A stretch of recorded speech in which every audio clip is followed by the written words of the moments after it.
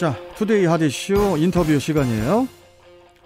코로나19로 외부 활동이 줄어들고 또 SNS 등을 통한 교류가 늘어나면서 비대면으로 오랜 친분을 쌓은 후에 세관 통관을 사칭한 국제 피싱 사기 피해가 급증하고 있다고 합니다. 일명 세관 통관 사칭 금전 사기인데요. 이와 관련해서 인천본부세관 휴대폰 통관 1국 공항 휴대폰 1과 최형균 과장 연결해서 자세한 이야기 들어보겠습니다. 자, 최형균 과장님 안녕하세요. 네, 안녕하십니까. 인천본부세관 최형균입니다. 네.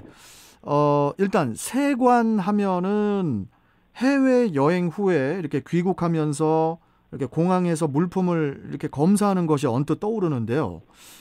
요즘에 세관 통관을 빙자한 보이스피싱 사기가 증가를 하고 있다고요? 네, 그렇습니다. 네.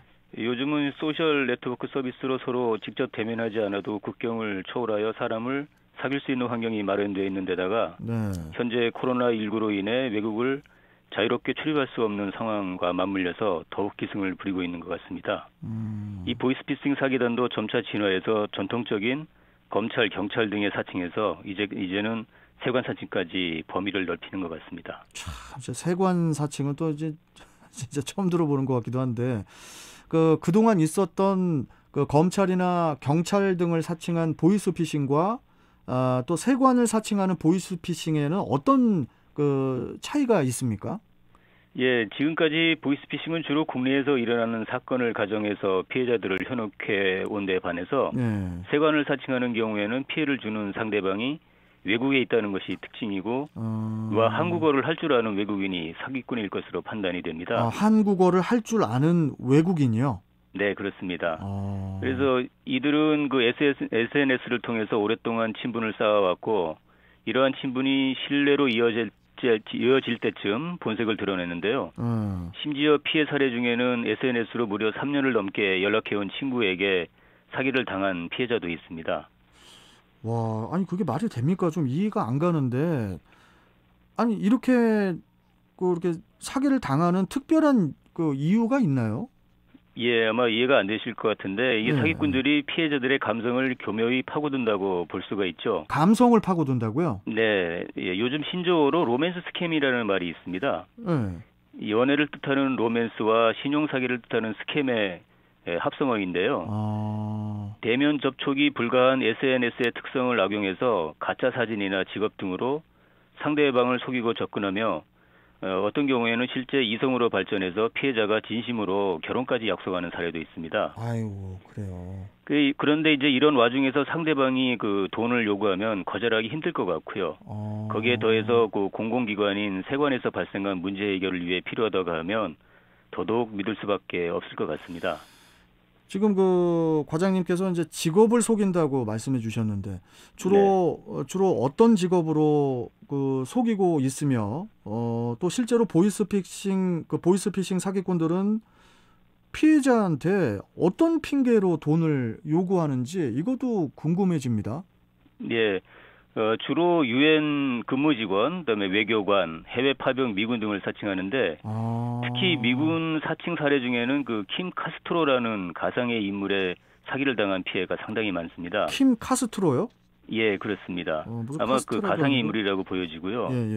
이들은 선물을 보냈는데 세관 통관에 문제가 생겨 세관에 납부할 통관 수수료가 필요하니 입금을 해달라든가, 그다음에 비공식적으로 구입한 금괴나 달러 등의 화폐를 피해자의 주소로 보냈으니 무사히 도착하면 살해하겠다고 하고는 세관에 납부할 세금이나 운송비 명목으로 송금을 요구하는 경우도 있습니다. 일례로 자신이 유엔에서 일하는 직원인데 은퇴 후에 한국에서 살고 싶은데 현재 코로나로 인해 지금 갈 수 없으니 우선 그간 자기가 모은 돈을 한국에 보낼 테니 대신 받아달라고 운을 떼놓고는 얼마 시간이 지나서 다시 연락해서 돈을 보냈는데 세관에서 적발되었다며 통관을 위해 수수료가 필요하니 돈을 보내달라는 그런 식인 겁니다. 아니 과장님, 이 사기꾼들은 실제 선물이나 금괴 또 돈을 보내면서 사기 행각을 벌이지는 않죠? 예, 그렇습니다. 물론 선물이나 금괴를 직접 보내지는 않습니다.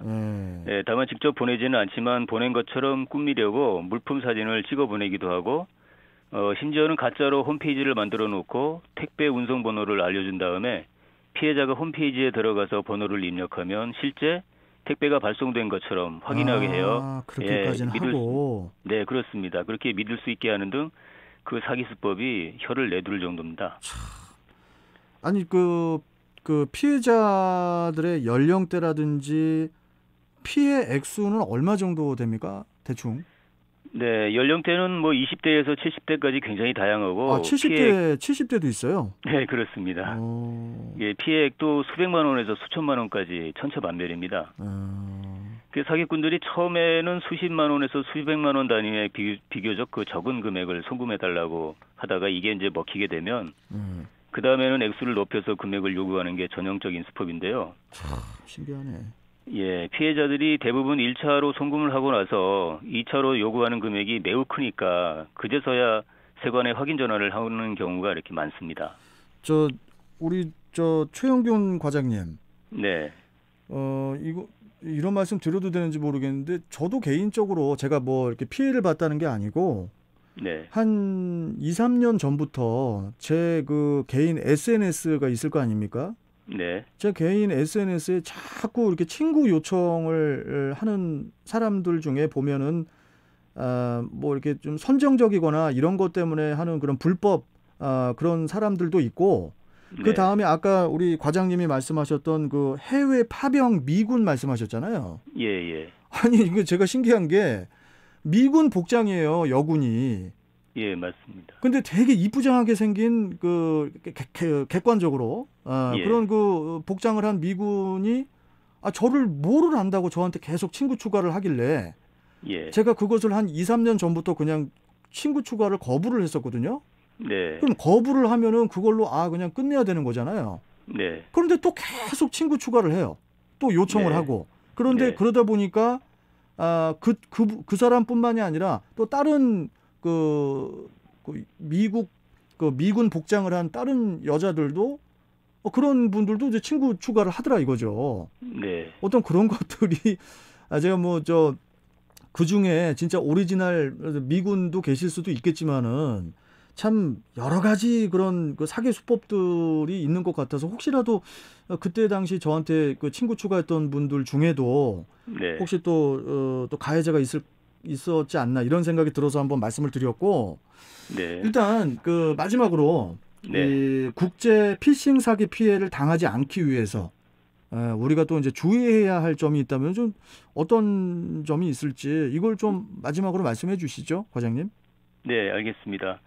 그 상식적으로 외국에서 보내온 물품이 세관에서 통관되는 과정에서 그 과세 등의 문제가 발생하면요, 그 국내 수취인에게 그 연락을 하고 세금 납부 등을 통보하지 실제 법적으로나 아니면 실제적으로 물건을 보낸 외국에 있는 사람에게 세금 납부를 하라던가 하지는 않습니다. 그래요.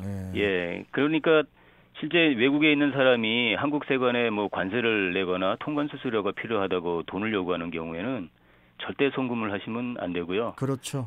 네, 그런 경우에는 이제 인천 세관이나 또는 사시는 곳에서 가까운 세관에 먼저 문의를 하여 주시기 바랍니다. 이게 최선의 방법입니다. 문의 전에 신고라는 표현을 좀 썼으면 좋겠어요. 뭔가 의심이 되면은 바로 그냥 신고하는 걸로. 예, 혹시 모르니까 또 물건을 보냈는지도 모르니까 그건 이제 문의를 한번 해보고 확인을 하고 그렇지 않다 그러면 바로 이제 그 관계기관에 신고를 하시거나 그렇게 하면 될 것 같습니다. 예, 맞습니다. 자, 오늘 말씀 여기까지 듣고 또 뵙도록 하겠습니다. 고맙습니다, 과장님. 네, 감사합니다. 자, 지금까지 인천본부세관의 최형균 과장이었습니다.